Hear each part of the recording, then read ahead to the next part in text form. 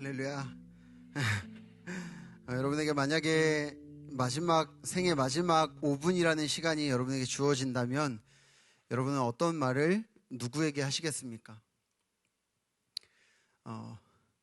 그 말이 어떤 말이건 간에 그 말이 가지는 무게감과 그 말의 중요도는 값을 매길 수 없겠죠.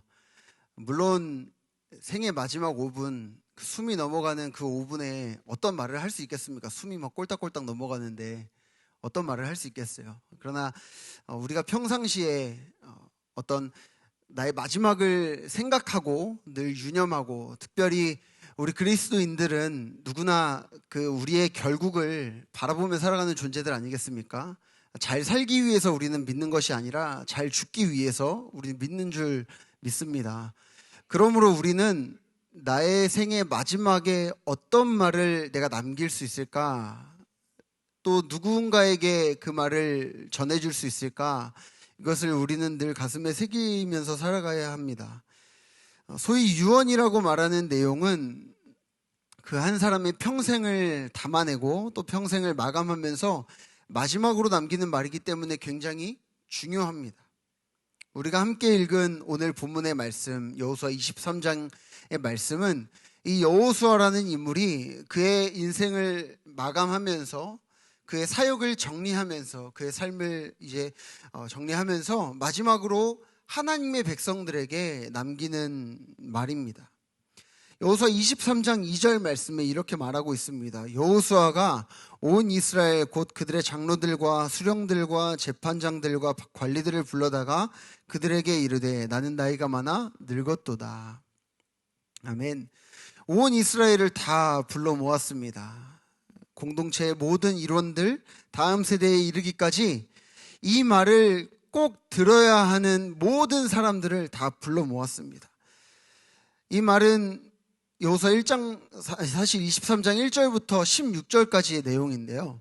여호수아가 모든 정복의 그 일련의 과정들을 다 지나오고 나서 자신의 후손들에게 유언을 남기는 것입니다. 특별히 자신의 선배였던 이 지도자 모세와 또 이스라엘 백성들이 하나님께서 그들을 인도하여 내신 것, 애굽에 내린 10가지의 재앙과 또 홍해를 마른 땅같이 지나온 일들, 광야 한가운데서 40년이라는 시간 동안 그들이 굶주리지 않고 그들의 의복이 헤어지지 않았었던 하나님이 그 백성을, 그 약속의 백성들을 지키시고 보호하시고 인도하셔서 마침내 가나안 땅에 이르게 되고, 여호수아 자신은 모세의 뒤를 이어서 이스라엘의 지도자가 되었고 가나안의 모든 정복 전쟁들을 이제 다 마친 거예요. 이러한 일련의 과정들을 다 지나오고 나서 이 모든 시간과 또 자신의 삶과 사역을 이제 정리하면서 꼭 남기고 싶은 말이 무엇이었을까요? 여호수아 23장 3절과 5절 말씀을 보면 이 여호수아라는 인물이 어떤 말을 핵심적으로 1절부터 11절까지를 쭉 보면은 조금 길잖아요. 이게 뭐 유언이 사실 한마디가 아니라 이게 너무 길잖아요. 장황하잖아요. 3절과 5절 말씀을 보면 이 여호수아가 핵심적으로 남기고 싶은 말, 꼭 하고 싶은 말이 무엇인지를 볼 수가 있습니다. 함께 3절과 5절 말씀을 읽어볼까요? 시작. 너희의 하나님 여호와께서 너희를 위하여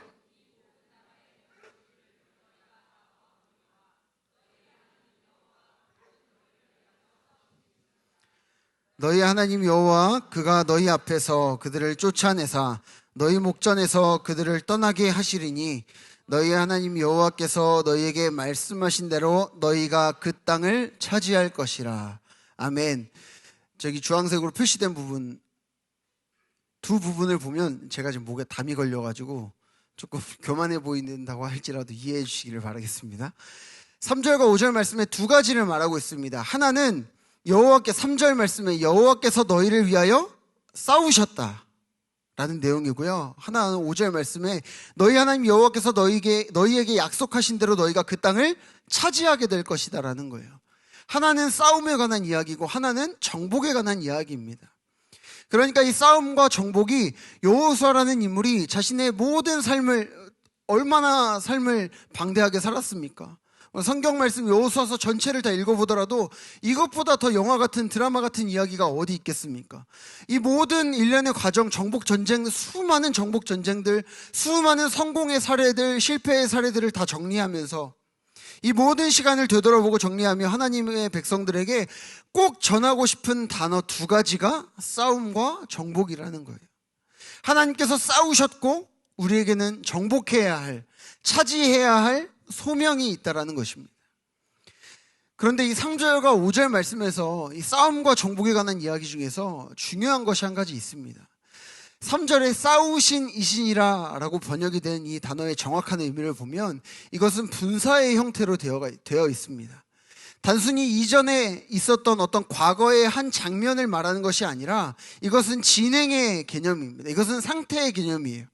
그러니까 쉽게 말해서 ing가 끝에 붙은 거죠. 여호와는 너희를 위하여 싸우시는 분이신데 여전히 싸우고 있는 상태에 계신 분이시다. 하나님은 지금도 우리를 위하여 싸우고 계신다. 5절 말씀에 역시 너희가 차지하였노라가 아니라 차지할 것이다. 여러분 어때요? 지금 이 여호수아가 살고 있는 여호수아 23장 말씀이 기록되고 있는 이 시점은 이미 많은 부분을, 상당 부분을 하나님께서 약속하신 그때 약속의 땅을 차지한 상태예요. 그런데 너희가 차지했다, 하나님이 우리에게 차지하게 하셨다가 아니라 차지할 것이다. 그러니까 이 말씀은 본문을 듣고 있는 지금 이 이스라엘 백성들, 여호수아의 유언을 듣고 있는 이 이스라엘 백성들에게만 해당이 되는 내용이 아니라 이 말씀을 오늘날 듣는 우리에게도 적용이 되는 말씀이라는 것이에요. 하나님께서 우리를 위해서 싸우고 계시고 이 땅을 차지하라고 하는 그 말씀이 우리의 삶에 들려져야 하는 여호수아가 정리하고 있는 메시지라는 것입니다. 그런데 여러분 어떻습니까? 사실 이 싸움이라는 단어, 정복이라는 단어를 들으면 교회 다니지 않으시는 분들은, 예수 믿지 않으시는 분들은 마음에 불편함이 찾아올 수 있습니다. 어려움이 느껴질 수도 있어요.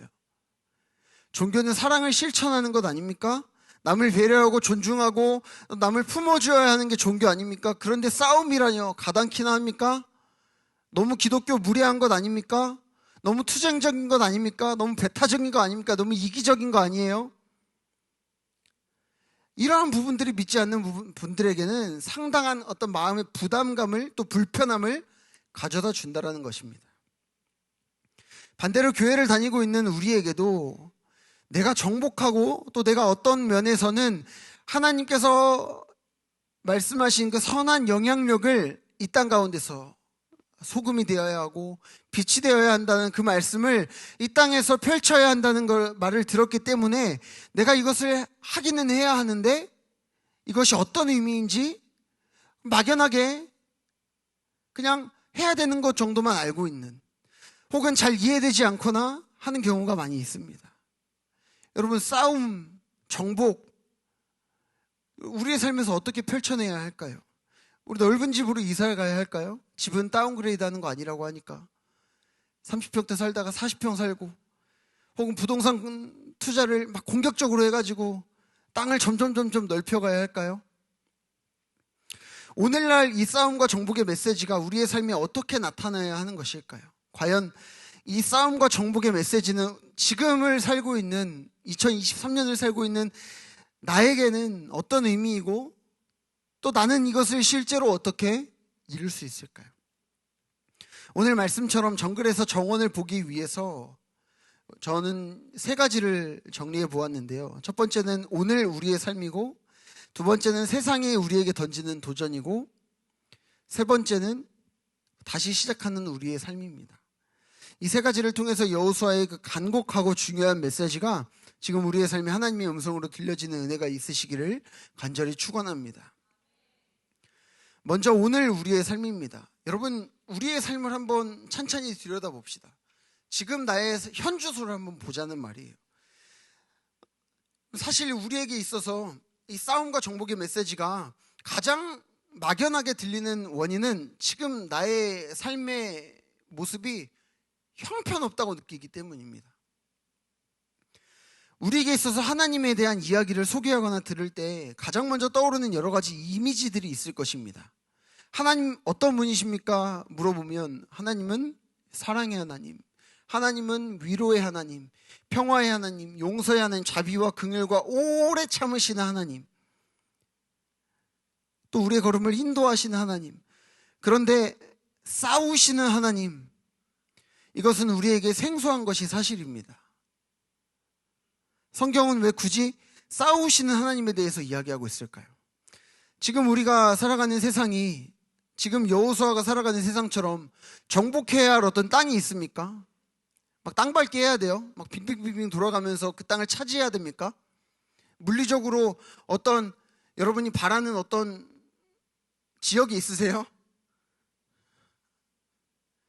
그런 것이 아닌데, 이 여호수아가 살아가는 세상처럼 정복해야 하는 그 가나안 땅이, 혹은 아직 미완된 어떤 숙제가 있는 것도 아닌데 말이죠. 책 하나 소개해 드릴게요. 제임스 해밀턴이라는 한 신학자가 God's Glory in Salvation Through Judgment라는 책을 썼습니다. 이 책이 아직 우리나라 말로 번역이 되어 있지 않아서 제가 이제 논문을 좀 찾아보았습니다. God's Glory in Salvation Through Judgment라는 이 책의 원 제목을 직역을 해보자면 심판을 통한 구원 가운데 있는 하나님의 영광입니다. 이 책에서 이 제임스 해밀턴이라는 이 신학자는 하나님이 싸우시는 장면들을 언급을 합니다. 이 책을 통해서 싸움에 대해서 이야기를 하는데요.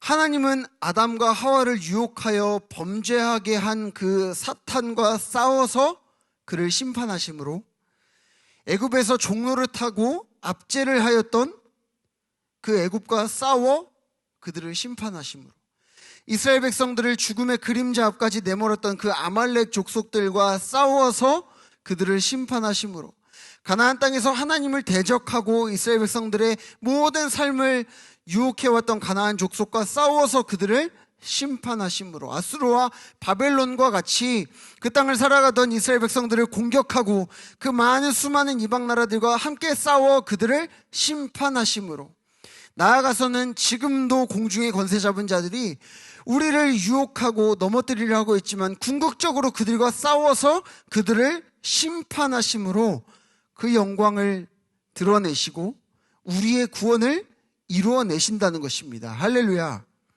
우리 하나님이 싸우시는 이유는 뭐예요? 하나님의 영광과 우리의 구원 때문이라는 것입니다. 이것이 싸우시는 하나님의 그 심판을 통해서 나타난다는 겁니다. 이것이 구체적으로 어떤 모습인지 오늘 우리가 함께 읽은 이 말씀에 제일 많이 등장하는 표현으로 우리는 더 명확하게 볼 수 있습니다. 본문에 제일 많이 등장하는 표현이 무엇이냐면 너희를 위하여입니다. 이 표현이 가장 많이 등장해요. 하나님이 우리를 위하여 싸우기는 싸우시는데 왜 우리를 위해서 싸우실까요? 결국 우리로 하여금 땅을 차지하게 하기 위해서. 땅을 차지하게 하시는 그 하나님이 우리를 위해서 지금도 싸우고 계신다는 것입니다. 그리고 하나님께서 싸우시기 때문에 우리는 그 땅을 차지할 수 있다는 거예요. 사실 여러분, 이 땅을 차지하는 것, 정복하는 것은 이러한 하나님의 어떤 뜻과 그 마음은 여호수아서에서 처음 발견된 것이 아닙니다. 창세기 1장 28절에서 우리가 잘 알고 있는 것처럼 하나님이 그들에게 복을 주시며 하나님은 그들에게 이르시되, 함께 읽어볼까요? 생육하고 번성하여 땅에 충만하라. 땅을, 바다의 물고기와 하늘의 새와 땅에 움직이는 모든 생물을 다스리라 하시니라. 아멘. 중요한 사실은 결국 땅을 다스리고 충만하여 차지하라는 이 말씀은 우리에게, 인류에게 가장 먼저 주신 사명이라는 것입니다. 이 사명 가운데 있는 하나님의 마음은 하나님께서 물리적으로 이 땅의 주인이 아니시기 때문에, 혹은 아직 하나님의 그 어떤 정복과 하나님의 통치가 임하지 않은 곳이 있기 때문에, 혹은 이 땅의 소유가 하나님의 것이 아니기 때문에 우리로 하여금 이 땅을 차지하라는 것이 아닙니다. 이미 온 땅은 하나님의 것입니다. 이미 온 땅은 하나님의 소유인데 우리에게 있어서 이 땅을 정복하고 충만하고 다스리라는 이 표현은 문화 위임령인 것입니다. 하나님의 문화가 꽃 피우게 하라는 거예요. 하나님의 다스리심과 하나님 안에 있는 생명과 그 의미와 가치가 우리가 살아가는 이 땅 가운데서 꽃 피우게 하라는 것. 여러분, 하나님이 처음 인류에게 방금 읽었던 이 창세기 1장 28절 말씀에 등장하는 인류에게 가장 먼저 주신 땅의 이름이 무엇입니까? 에덴 동산이죠. 에덴 동산을 영어 성경으로 보면 Garden of Eden이라고 되어 있습니다. 에덴 정원이에요. 하나님께서 에덴에 있는 하나님의 생명과 가치와 의미와 다스리심이, 하나님의 그 통치가 하나님으로 꽃피우는 문화를 만들라고 우리에게 사명을 주셨다라는 겁니다. 또 책 한 권 소개해 드릴 텐데요. 다 읽으라는 말씀 아니니까 너무 부담 갖지 않으셔도 됩니다. 앤디 크라우치라는 이 학자가 컬처 메이킹이라는 책을 썼습니다. 이 책에서 이 앤디 크라우치는 문화를 이렇게 정의합니다. 문화란 원초적인 재료와 자원들을 가꾸고 경작하여 의미와 가치를 창출해내는 것. 예를 들어서 음악을 한번 가지고 예를 들어볼까요? 여러분, 이게 음악입니까? 도가 계속 연주된다고 해서 너무 예술적이야, 너무 아름다워, 이렇게 느끼는 사람이 어디 있겠어요? 그게 아니라 그 음계들이 어우러지고 그 박자와 리듬과 음계 안에서 화음이 맞추어지고 했을 때 그것이 의미가 있는, 가치가 있는 예술로 승화되는 것입니다. 미술도 마찬가지예요. 색과 어떤 공간과 또 빛과 이런 것들을 이 화가가 또 작가가 가공하고 다듬었을 때, 가꾸었을 때 의미가 있고 가치가 있는 작품으로 탄생할 수가 있게 되는 것입니다. 이 아티스트가 작품에 영감을 불어넣고 저와 여러분 같이 이 작품을 보는 사람들은 그 작품을 바라보며 의미를 찾고 그것이 얼마나 가치가 있는 것인지를 깨닫게 되는 것이죠. 여러분, 결국 문화는 예술뿐만 아니라 우리 삶의 모든 영역과 밀접하게 맞닿아 있는 것입니다. 어떤 예술, 음악, 미술 이런 분야들만 문화가 아니라 우리가 삶을 살아가면서 일상에서 맛보고 경험하는 모든 것들이 다 문화입니다. 음식 문화, 주거 문화, 의복 문화, 기업 문화, 가족 문화. 우리가 살아가는 삶의 터전 속에서 그 전에는 존재하지 않았던 질서들을 우리가 함께 만들어가면서 또 합의된 공동체의 의식들을 만들어가면서 직장 문화도 생겨나고 기업 문화도 생겨나고 하는 것 아니겠습니까? 이런 다양한 문화들이 우리 삶 속에서 생겨나고 발전되는 것입니다. 그런데 하나님께서 우리로 하여금 땅을 정복하고 차지하라고 하실 때에는 단순히 물리적인 개념으로 어디를 가서 부동산을 취득하는 것이 아니라 하나님의 문화를 꽃피우게 하는 것, 하나님의 가치, 성경에 의거한 하나님의 다스리심이 있고 의미와 가치가 꽃피우는 곳으로 그곳을 경작해 내라고 하는 것입니다. 우리가 살아가는 모든 삶의 영역 속에서 단순히 우리가 발을 딛고 있는 그 물리적인 공간뿐만 아니라 우리가 살아가는 모든 영역 속에서 하나님의 문화를 꽃피우라는 것이 이 땅을 정복하고 차지하고 다스리라는 우리에게 주신 명령입니다. 이것은 창세기부터 계속해서 오늘날에 이르기까지 계속해서 이어지는 하나님의 뜻과 마음입니다. 이런 우리의 사명과 부르심이 있지만 우리의 삶에서 이것을 감당하기가 여간 어려운 것이 아니죠. 우리가 살아가는 세상은 그렇게 만만한 세상이 아니기 때문입니다. 이러한 우리에게 세상은 다른 방식과 삶을 말합니다. 두 번째로 세상의 도전입니다. 세상이 우리에게 주는 유혹과 속삭임은 여러 가지 모습으로 나타납니다. 특별히 여호수아서 전체에서 나타나는 여러 가지 도전들이 있는데요. 23장 7절 말씀에 너희 중에 남아있는 이 민족들 중에 들어가지 말라. 그들의 신들의 이름을 부르지 말라. 그것들을 가리켜 맹세하지 말라. 또 그것을 섬겨서 그것들에게 절하지 말라.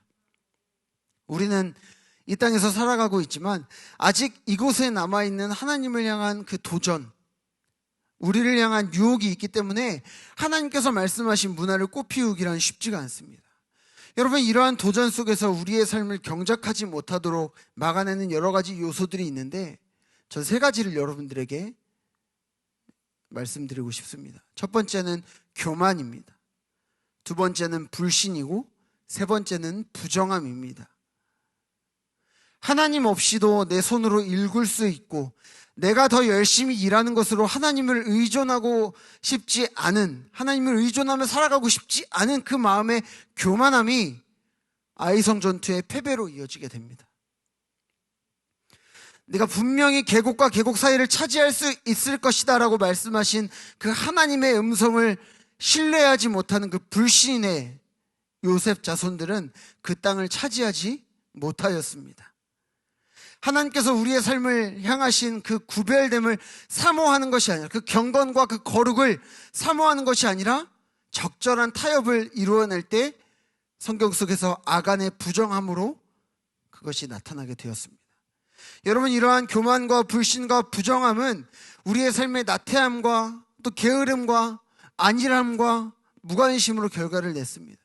이 땅 가운데 우리가 살아가는데 세상의 도전 앞에 우리가 깨어있지 않을 때 이 땅에서 맺는 소사는 열매가 아니라 교만으로 나타나게 되고 불신으로 나타나게 되고 부정함으로 나타나게 되는 것이죠.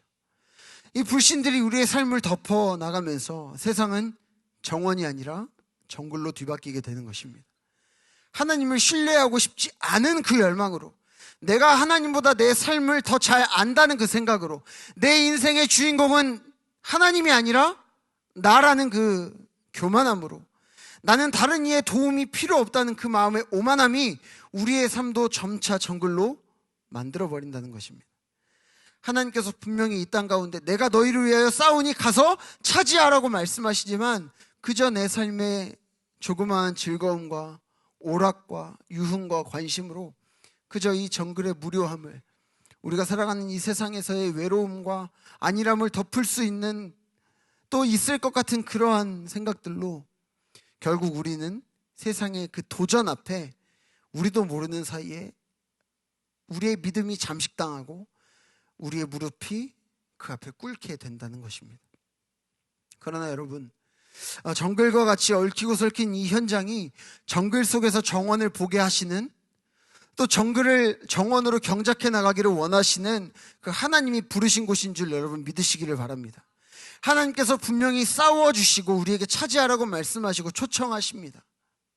그러나 우리의 삶에 하나님의 그러한 어떤 초청과 어떤 부르심 앞에 우리는 경건, 거룩, 그런 건 재미없는 거야.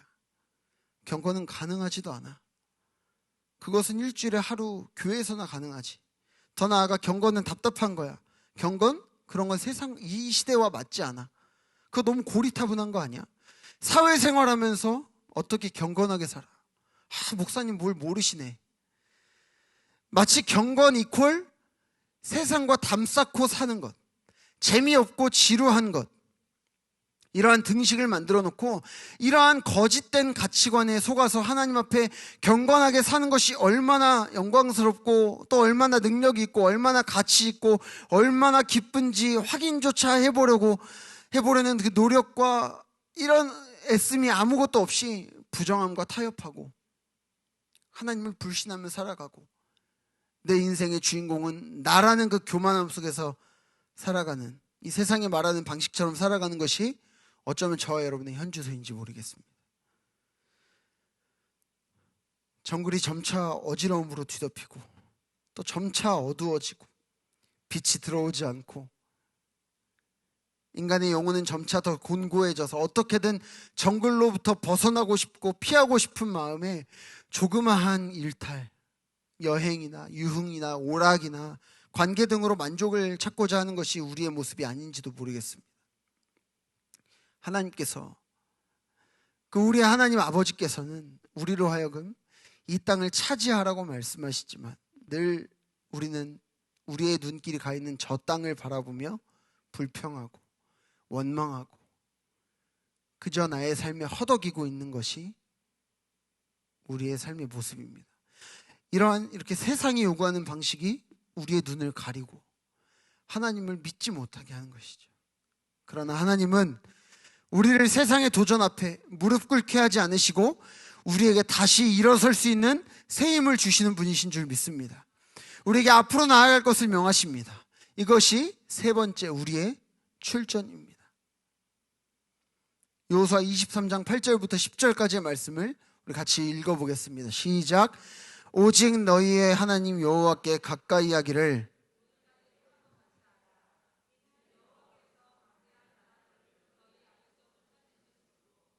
오늘까지 너희에게 맞설 자가 하나도 없었느니라. 너희 중 한 사람이 1000명을 쫓으리니 이는 너희의 하나님 여호와 그가 너희에게 말씀하신 것 같이 너희를 위하여 싸우심이라. 아멘. 이 말씀 앞에 어쩌면 우리의 삶은 어떤 무엇인가를 창출하고 또 일으킬 만한 힘이 없다고 생각될지 모르겠습니다. 도저히 이 말씀이 한 사람이 어떻게 1000명을 쫓아내는, 나 한 사람이 어떻게 1000명을 감당해내는 이러한 일이 내 삶이 어떻게 이루어질 수 있겠습니까? 하나님, 도저히 믿겨지지가 않습니다 라고 고백할지 모르겠습니다. 지나온 삶이 너무도 힘듭니다. 너무도 고단합니다. 너무 지쳤습니다. 되는 게 아무것도 없습니다. 다시 일어설 힘조차 느껴지지 않습니다. 여러분, 그런데 그 절절한 그 하나님을 향한 그 외침이 어쩌면 여리고성을 돌고 있었던 그 이스라엘 백성들 중에서도 하나님, 이게 어떻게 가능합니까? 이렇게 말하는 그 외침이 이들에게도 있었을지 모릅니다. 아이성의 전투에서 매복하고 있는 그 군사들의 심정에 내 창과 검으로 우리가 과연 한번 패배한 이 성을 차지할 수 있을까라는 그 마음의 의심이, 또 남방으로 북방으로 전투하러 올라가는 그 밤샘 걸음 중에서 하나님, 너무 고단합니다. 하나님, 너무 피곤합니다. 하나님, 너무 힘듭니다 라고 이 이스라엘 백성들조차도 고백했을지 모릅니다. 여러분, 그렇습니다. 우리는 우리의 힘으로 하나님의 약속의 땅에 들어갈 그 능력과 자격이 전혀 없습니다. 그런데 여호수아가 이 말씀을 선포하고 나서 그 구약의 수많은 시간들을 다 지나오고 수천 년의 시간이 지난 후에 참된 정원사, 진짜 정원사가 이 땅에 나타나셨습니다. 그 정원사는 이 정글과도 같던 이 세상의 어두움을, 그 얽히고 설켜 있던 그 모습들을 하나씩 경작해 나가셨습니다. 하나님과 대적하여 싸웠던 그 원수들을 대신하여 십자가에 오르셨는데 그 십자가는 골고다 언덕에 세워졌습니다. 모든 심판을 대신 짊어지시되 그 심판으로 인하여서 모든 사탄의 공격들을 다 무장해제시키시고 이제는 승리하셔서 한 명이 1000명을 쫓는 그 역사를 일으키시고 오늘도 우리의 대장이 되셔서 우리의 걸음에 앞서 걸으시고 우리의 싸움에 앞서 싸워주시는데 그분의 이름은 예수 그리스도이십니다. 할렐루야. 예수 그리스도가 우리를 위해서 앞서 싸워주시기 때문에 지금도 앞서 행하고 계시기 때문에 우리는 이제 그분과 함께 땅을 차지할 수 있는 걸음을 걷게 되는 줄 믿습니다. 상곡의 성도 여러분, 하나님은 결국 이렇게 우리 안에 이 일을 이루시는 이유가 있습니다. 결국은 우리를 다시 정원으로 초청하는 것입니다. 다시 정원으로 불러 모으시는 거예요. 다시 경작해 나가는 삶으로, 다시 가꾸는 삶으로, 정원을 바라보며 살아가는 삶으로, 정원 속에서 살아가는 삶으로 우리를 초대하고 계시는 것입니다. 우리 하나님이 다시 우리로 하여금 그와 함께 거니는 정원으로, 하나님과 함께 거하는 곳으로, 하나님의 통치가 완전히 온전히 이루어지는 그곳으로 우리를 초청하십니다. 여러분, 이 정글과도 같은 세상 가운데 우리 하나님께서는 문화가 없는 그곳에 문화를 꽃피우게 하셨습니다. 아무것도 없는 황량함 가운데 하나님의 의미와 가치가 꽃피우게 하시며 우리 앞서 행해 주셔서 우리의 삶에서 이 놀라운 일들을 이루실 것입니다. 우리를 위하여 싸우시는 그 대장이 계시기 때문에, 그리고 이제 그 대장과 함께 걸어가다가 새하늘 새 땅으로 들어가 하나님의 문화를 꽃피우는 그런 삶을 예수 그리스도 안에서 있는 자들이 누리게 될 것입니다. 내가 속한 그곳에서 하나님의 문화를 꽃피울 때 우리는 하나님께서 분명히 그 땅을 차지하게 하실 것입니다. 말씀을 맺겠습니다. 말씀을 정리하면서 우리가 이 진리를 우리 삶에 담을 수 있기를 바랍니다. 여러분, 먼저는 회개의 마음으로 우리가 엎드릴 수 있기를 원합니다.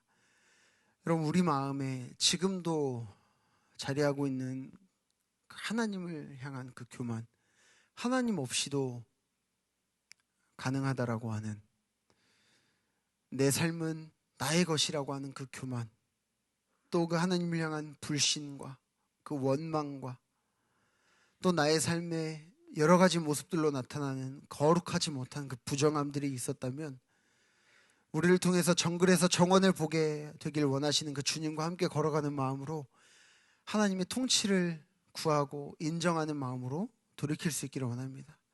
또한 우리가 살고 있는 이 땅에서 하나님이 주시는 그 땅이 너무나도 많습니다. 내가 처해 있는 상황이 너무도 버거워 보이고 내 앞에 놓여 있는 문제가 너무나도 커 보일지라도 나를 위해서 지금도 싸우시는 그 하나님을 여러분 신뢰하시고, 우리 모두가 이 마음으로 곳곳에서 일어나게 될 때에 하나님께서 이 땅에 하나님 나라, 또 하나님 나라의 문화를 꽃피우게 하시는 역사를 이루어내실 줄 믿습니다. 우리 한 사람 한 사람이 그 마음을 가지고 우리에게 허락하신 그 땅을, 우리가 살아가는 이 정글과도 같은 세상을 정원으로 바꾸어 나가기를 시작할 때에 이 땅에 하나님의 나라가 임하게 될 줄 믿습니다. 우리가 속한 삶의 현장을, 이 정글과도 같은 그곳을 정원으로 가꾸는 삶을 살아갈 때 이 땅에 하나님의 문화가 꽃피우고 하나님 나라가 임하게 될 것입니다. 이 길이 여러분, 우리가 아직 가보지 않은 길이라고 할지라도, 이 길에 우리가 가장 먼저 두려움이 찾아온다 할지라도, 내가 아직 밟아보지 않은 그 길, 내가 아직 걸어가 보지 않은 그 길을 우리가 도전할 수 있기를 바랍니다. 하나님을 신뢰함으로 믿음의 모험을 할 수 있는 우리 모두가 되기를 바랍니다. 마지막으로 이 자리에 앉아 계신 분들 가운데 세상의 도전으로 인해서 마음이 무너져 있는 분들이 계시다면, 하나님이 여러분을 위해서 싸우시는 분임을 여러분 기억하시고 또 위로와 힘주심을 경험할 수 있기를 예수님의 이름으로 축원합니다. 함께 말씀을 기억하시면서 찬양하며 또 기도하며 나아갈 텐데요, 하나님이 우리를 위해서 싸우고 계심을 우리가 이 땅에서의 삶에서 우리가 볼 수 있기를 원합니다. 그러한 마음의 소망을 가지고 계신 분들은 모두 자리에서 일어나셔서 함께 찬양하겠습니다. 보라 너희는 두려워 말고, 보라 너희를 인도한 나를 보라, 너희는 지치지 말고, 보라 너희를 구원한 나를, 너희를 치던 적은 어디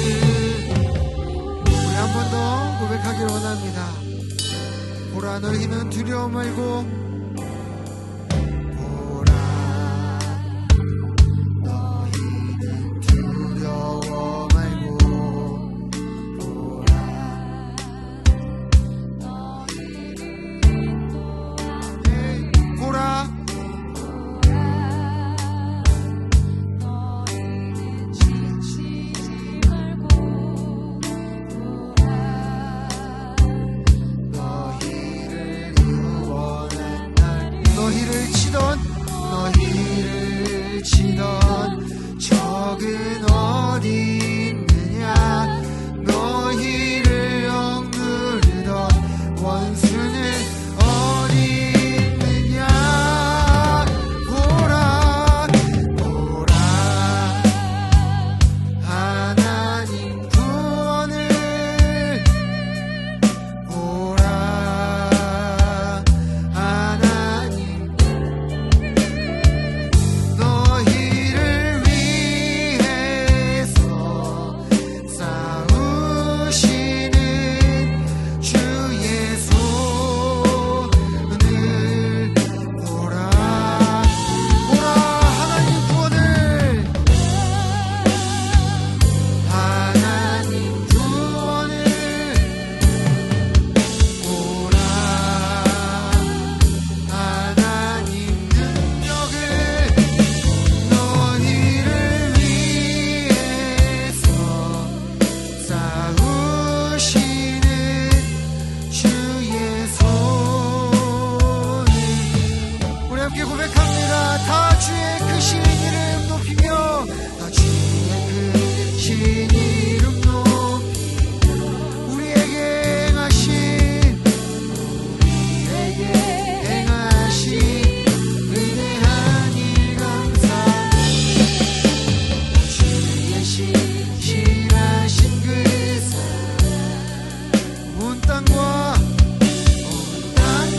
하늘 위에 계셔 홀로 영원하시니 우리의 두 손을 우리 높이 들고 고백합니다.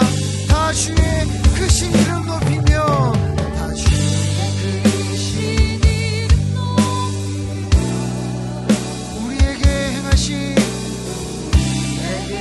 행하신 위대한 일 감사하네 오 주의 신실하신 그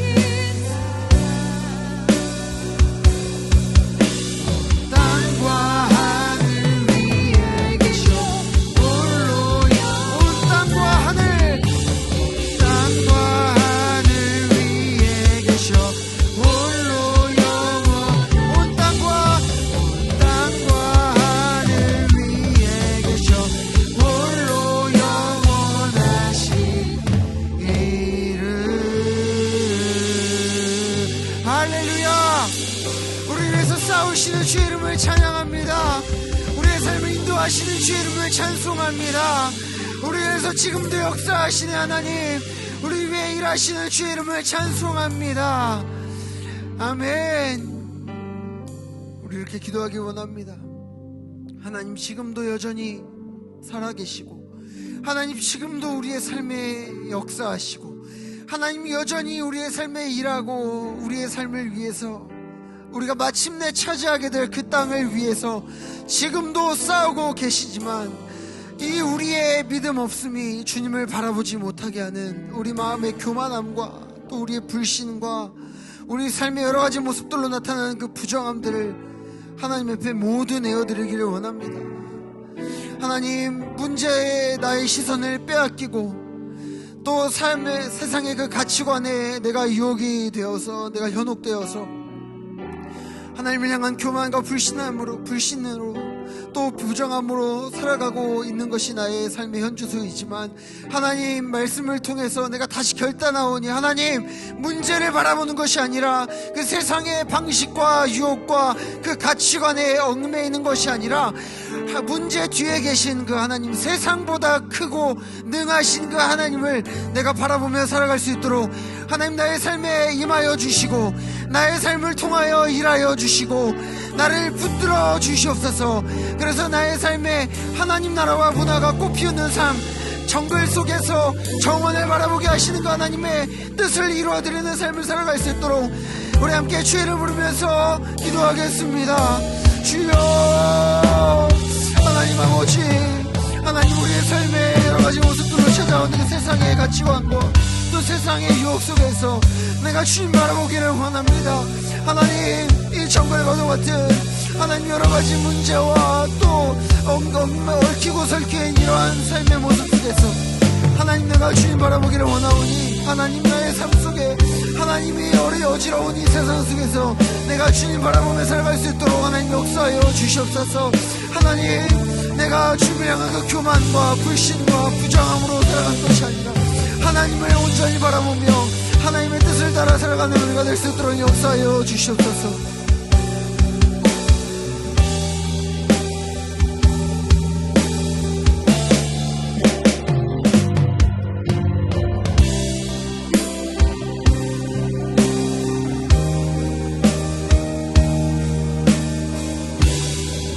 다시 한번 두 손을 들고 한번 찬양하고 나가겠습니다. 보라 하나님, 보라 하나님 구원을, 보라 하나님 능력을, 너희를 위해 싸우시는 주의 손.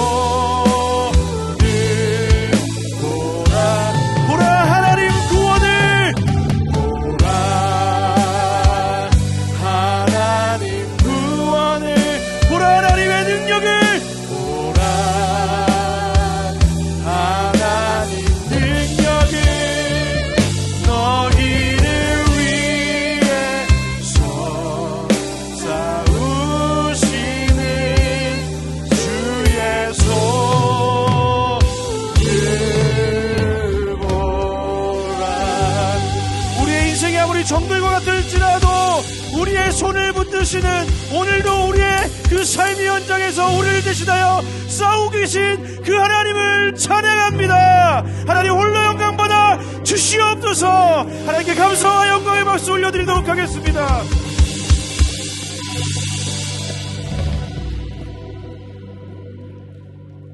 사랑하는 하나님, 참 감사합니다. 오늘 이 시간 참 비가 많이 오고 궂은 날씨 속에서도 하나님의 은혜를 사모하여, 하나님의 은혜가 아니면 살아갈 수 없기 때문에 오늘도 주님의 전으로 나와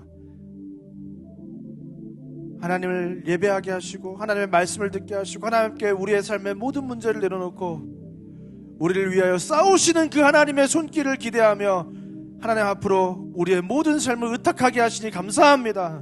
하나님, 우리가 살아가는 인생이 가시가 엉겅퀴를 낸 인생, 고통뿐인 인생, 내 힘으로 아무것도 할 수 없고 내가 원하는 대로 아무것대로 이루어지지 않는 너무나도 힘든 인생이지만, 하나님 그 정글과 같은 이 인생을 정원으로 만드시는, 우리를 위해서 싸우시는 그 하나님이 우리의 아버지 되신 줄 믿습니다. 그 하나님의 손을 붙잡고 나아갈 때 그 하나님이 우리 인생을 반드시 소망 있는 인생으로, 기쁨 있는 인생으로, 평안한 인생으로 인도하실 줄 믿습니다. 하나님, 때때로 우리가 지치고 좌절하고 낭망하고 때때로 하나님을 기대하지 못할 때가 많고 기도하지 못할 때가 많이 있지만, 하나님 오늘 시간 다시금 이 말씀에 의지하여 하나님의 손을 붙들기 원합니다. 하나님이 우리의 소망의 근거가 되시기 원합니다. 지금도 우리의 인생 최전선에서 우리를 대신하여 그 모든 삶의 문제들과 싸우고 계신 그 하나님을 의지하기 원합니다. 하나님, 그 하나님을 의지하고 그 하나님의 손을 붙잡고 그 하나님과 동행하는 그 축복의 인생, 귀하고 복된 인생 살아가는 우리가 되게 하여 주시옵소서. 하나님, 그저 이 정글과 같은 인생 어떻게 하면 잘 먹고 잘 살 수 있을까, 그것이 우리의 관심이 되지 않기 원합니다. 하나님이 원하시는 것처럼, 하나님이 처음 창조하셨을 때 아름답고 보시기에 좋았던 그 선하고 아름다운 이 세상을 하나님, 우리가 하나님과 다시금 만들어가기 원합니다. 이 세상을 다시금 회복하기 원합니다. 하나님, 우리 부족한 우리를 이 일에 부르시고 함께 이 일을 감당하기 원하시는 하나님, 자녀된 우리가 아버지의 일을 함께 감당하기 원하시는 하나님, 하나님 우리가 그 일에 동참하기 원합니다. 삶에 묶여서, 어려움과 고난에 묶여서 허우적거리다 끝나는 인생이 아니라 예수의 손을 붙잡고 그 정글 가운데로 빠져나와 예수님과 함께 그 땅을 개척하고 회복하는 놀라운 인생, 그 존재가 다른 인생, 그 인생의 가치가 다른 인생, 그 놀라운 인생을 살아가는 우리가 될 수 있도록 하나님 우리에게 힘과 지혜와 용기와 믿음을 허락하여 주시옵소서. 세상을 이길 힘을 허락하여 주시옵소서. 나를 대신하여 싸우시는 그 하나님과 능히 세상의 모든 것들과 싸워 이기게 하여 주시옵소서. 자기를 사랑함과 그 죄악과 쾌락과 세상의 가치와 그 모든 것과 싸워 이기게 하여 주시옵소서. 그래서 이미 세상을 이기신 예수 그리스도와 함께 이 세상을 치유하고 회복하는 놀라운 존재로 이 세상을 살아가는 우리 모두가, 특별히 우리 상곡교회가 될 수 있도록 하나님께서 은혜를 베풀어 주시옵소서. 이제는 우리 주 예수 그리스도의 은혜와 하나님의 사랑과 성령 하나님의 감화 감동 이렇게 통 충만한 역사가 오늘 이 시간 정글에서 정언으로 인도하시는 그 하나님, 우리를 위해서 대신 싸우시는 하나님, 그 하나님을 의지하여 하나님과 함께 이 세상을 동산으로 만들어가는, 에덴으로 만들어가는 그 일에 앞장서기로 결단하고 돌아가는 이 자리에 모인 모든 주의 자녀들 머리머리 위에 이제부터 영원까지 함께 있을지어다. 아멘.